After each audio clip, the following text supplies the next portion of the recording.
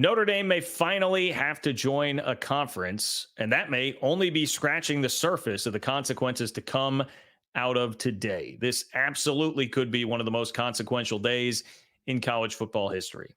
Welcome into the channel. I am John Kurtz. Here on this channel, we talk conference realignment, college football, and college basketball. If you are a college sports fan, please make sure to click subscribe. Live shows Wednesdays and Sundays, including tonight, which will be very lively. But they are always lively with fans from all corners of the college football world. Do not miss those. Subscribe, click the bell so you know when I'm going live. Like the video, please. Really helps the channel, helps support me. Easy, free way to do that. Just click the like button and leave a comment underneath the video. Do you think Notre Dame will join a conference, and should they join a conference in light of everything we are about to talk about? You can also support the channel on Venmo at John-Kurtz-4. Here's what I have. Great stuff from Dennis Dodd at CBS Sports. Piggybacking onto what's already been a newsy day with the college football playoff agreeing to make the 5+7 model the standard for the next 2 years. But there's a lot more that could be coming from that, and it could all lead to a domino effect of Notre Dame joining a conference, which, if that happens, all bets are off on what else is happening realignment-wise. So here's what Dennis Dodd had to say. Wednesday, today, as I record this, is shaping up to be one of the more significant days in the history of the college football playoff. The 11 members of the College Football Playoff Management Committee, which is 10 commissioners and Notre Dame's AD, will be tasked with hashing out the structure of how college football is going to look for most of the next decade. While no resolution is expected on any single issue, this will be the meeting where, quote, everybody puts their cards on the table, a source familiar with talks told CBS Sports.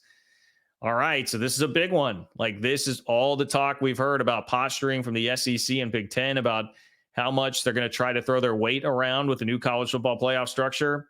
Today's the day where we start to get answers on how much exactly they will. Greg Sankey and Tony Petitti have said the right things about, hey, we're not going to just break away. That's not what our joint venture was about. We'll start to see how much they were telling the truth with the meeting following today. It also stands as the first meeting involving every conference since the Big Ten and SEC basically staked their claim to the future of the sport by forming an advisory group earlier this month. Of course, just referenced that. Quote, look, it's a shot over the bow a little bit, one conference official said of the union. Yeah, of course it is. How could you take it as anything but at the same time, what can you do to stop it? The SEC and the Big Ten have the power because they have the money, and they're who the TV networks love. And that's what controls college football these days. So didn't have much of a choice. What can you do if they're going to join up and try to dictate the future of the sport? Dodd says still to be determined is what stance the Big Ten and SEC choose to take. Either way, it's all but certain those leagues will see increased stewardship in college athletics. Well, we're already seeing that with their joint advisory board, their advisory group. I'm sorry, let me get the terminology right. Their advisory group, with that, they're already taking a greater claim of stewardship in college athletics.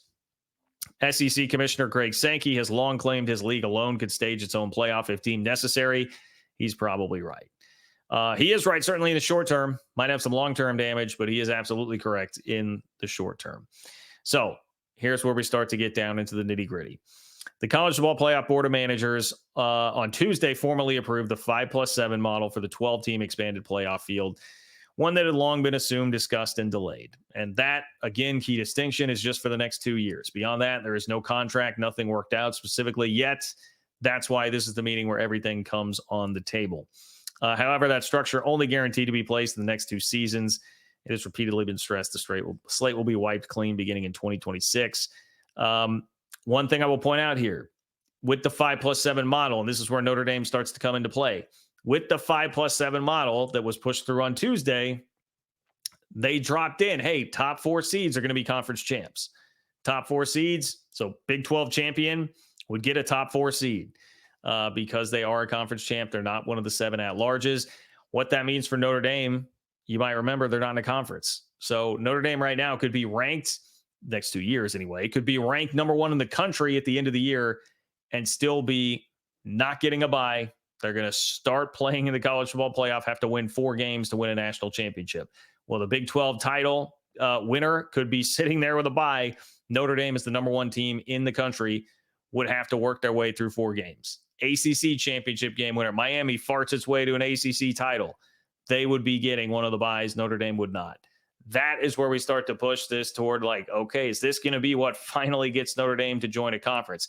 Now, this will only be for the next 2 years. That's how it's structured. We could certainly argue, like Marcus Freeman, I like the guy, but it doesn't look like he has Notre Dame in position to be the number one team in the country in the next 2 years, so probably would not affect them quite like that, but you get the point. Not an advantageous spot overall for Notre Dame to be in relative to the Big Ten or the SEC. Dodd says up for discussion will be the overall number of playoff teams, with Big Ten Commissioner Tony Petitti favoring 16 instead of 12, according to multiple reports. No matter the bracket size, Wednesday looms as the start of a showdown with the Big Ten and the SEC, perhaps ready to flex their might. Yeah, look, that is going to be something that I imagine would be pretty contentious, trying to expand this to 16 already, but it's what Petitti wants to do because he's got the biggest conference. He's got schools with big egos, playoff expectations. He wants to get as many of them in as possible. Plus, it's a chance to make more money. Simple dollars and cents. You win more games in that thing, you get more money.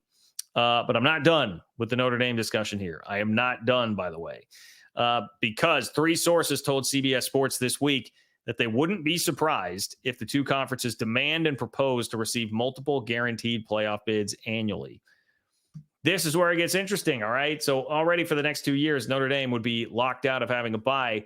Now we're hearing about the SEC and the Big Ten trying to guarantee multiple guaranteed playoff bids. Multiple guaranteed playoff bids. Would moving toward guaranteed playoff bids, multiple guaranteed playoff bids for conferences in the 12-team playoff, also put a bit of a squeeze on Notre Dame? Yeah, it would. Does that make the Fighting Irish think we've got to join a league? It certainly seems like we're creeping toward that, putting a little bit more pressure on Notre Dame. Everybody knows that they are the biggest prize that is left on the realignment board. Look, Petitti's trying to get a 16-team playoff and saying, we'll have plenty of spots, Notre Dame. Come into this thing. You won't have to worry about it at all. If you're good enough, you will be there because we will have the multiple guaranteed spots and even more spots in general because I've made this thing a 16-team playoff. Dodd says that move alone, the 2 conferences trying to negotiate for multiple guaranteed playoff bids, would rock college athletics. No conference has been guaranteed a spot in the championship bracket since the BCS began in 1998. If adopted, such guarantees would be a recognition of these conferences' power to draw TV and an admission that they are college football's primary stakeholders. We know this. They have a good case. Dodd goes through some numbers about the SEC and the Big Ten, pardon me.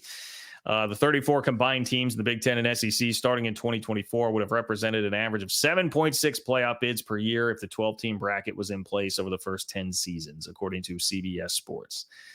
So again, does that push force Notre Dame to join a conference? It could. And if that happens, then we get a big-time domino effect all the way off of that, because that would not be the only movement, just Notre Dame joining a conference.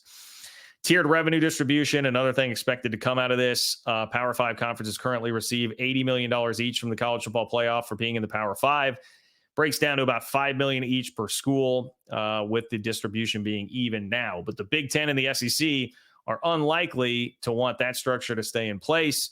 Don't be surprised if those conferences are at the forefront of seeking a multi-tiered revenue distribution system within the playoff. That could be structured as such. Top tier, Big Ten and the SEC, of course. Second tier, ACC and the Big 12. Third tier, Mountain West and the American. Fourth tier, Conference USA, MAC, Sun Belt. That's interesting. Hadn't seen it laid out just like that. But yeah, Mountain West and American getting a little bit more than CUSA, MAC, and the Sun Belt. That kind of meritocracy, I suppose, at least in terms of brand value, with the way that they would do that. Voting structure also expected to be a part of this. Almost certain that we're going to get a new voting structure. We've seen that in print from Ross Dellinger. The SEC doesn't like that a team from the MAC has the same voting power as Florida, for instance, right now. They don't think that's the way it should be, and I'm sure they're going to get a different sort of voting structure.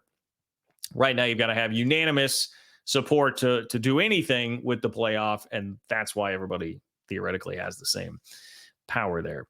The media rights agreement is another thing. ESPN, according to Dodd, seems determined to push through its reportedly 6-year, $1.3 billion offer for the expanded bracket. One problem, not so much as a draft of such deal exists. Of course, this is for 2026 and beyond. Largely due to the above listed issues, it's unlikely for a new media rights deal to be finalized until ESPN can determine which teams are most likely to play in the playoff. The first round games have proved particularly sticky to price because of the precedence of group of 5 teams. It may not matter. The expanded college football playoff isn't worth much more than $1.3 billion, no matter who is bidding. Industry insiders tell CBS Sports. We finally hit a ceiling on college athletics, the college athletics greed, how much you can squeeze out of TV for these things, perhaps. But that's another thing that will have to be sorted out eventually. Just strap in.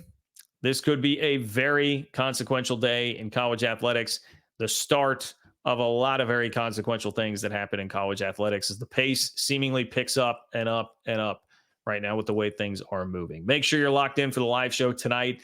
Wednesdays and Sundays, I go live. So subscribe, click the bell so you know what it is that I'm going live. Like the video, please. I would appreciate that.